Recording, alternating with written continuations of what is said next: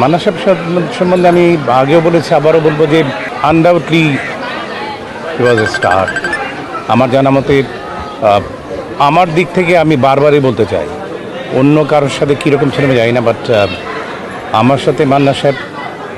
যে ব্যবহার, যে সম্পর্ক, সেটা অনেক যে মনে রাখবার মতন, এবং আমি মনে রাখি সবসময় যে ওনার আর কিছু কিছু ব্যাপারে খুবই বলবো যে সহজ সরল কিছু ব্যাপার ছিল,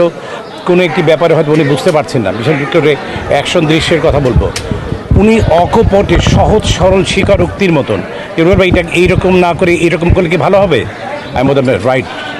রাইট ভাই, আমরা এইভাবে না করে আমি এইভাবে করি। এই যে ওনার যে সহজ সরল কিছু ব্যাপার ছিল, সেই ব্যাপারটাকে আমি আনডাউটলি আমি অনেক রেসপেক্ট করি, এবং আমি আবারও আজকে তাকে স্মরণ করছি তার বিশেষ দিনে। আমি শুধু এইটুকু বলবো যে আল্লাহ তাকে ভেসে নসিব করুন,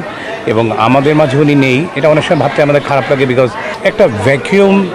তো সৃষ্টি হয়েছেই, সো যেটা হয়তো বা কখনোই পূরণ হবে না। আমি বিশ্বাস করি আসলে কখনোই কারো জায়গা পূরণ হয় না।